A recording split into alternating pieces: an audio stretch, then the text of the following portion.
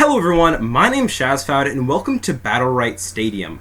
I said in a previous video that I would try to do same-day news delivery, and while this isn't same-day, it's not exactly news either. A multitude of players have reported being suspended, and some of their responses were pretty hilarious. This user said... Alright, this user said, "I bought this game, you have no right to ban me." Well, buddy, if you've ever read the terms and conditions of a game, you would see that game companies are pretty much just letting you borrow their game. They have every right to ban you if you disobey the contract that you agreed upon before playing. One user was less angry and more curious, and I definitely must give him credit for that. He asked, what determines a suspension, which I'm also really interested in knowing.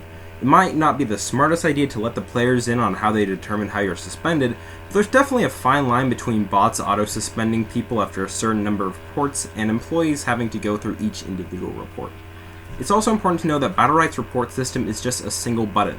You can't write in what the person did wrong, and you can't select a category of offense. From what I've read, people seem to only be receiving 24-hour suspensions.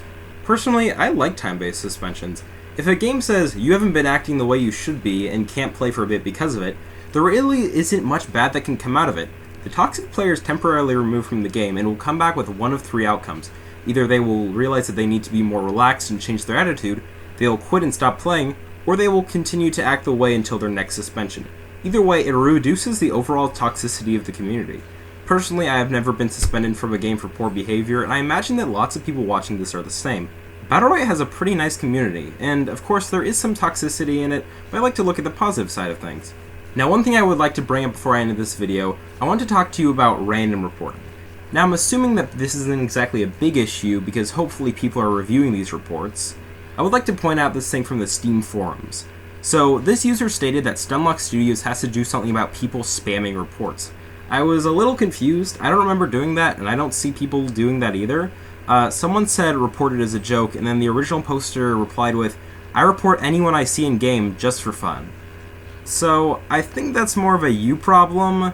That's like saying, this community is so toxic, and then being toxic. It's just, by definition, hypocrisy. Similar to the very debated discussion on the Steam forums about someone raging over how powerful Rukon is. I plan on having a discussion on this, but the point is that the user's excuse of Rukon being overpowered is that their main is Rukon, and they have a high win rate with him. I'm going to end this video now before I get into a rant. Don't forget to like, comment, and subscribe, and I will see you guys in the next video.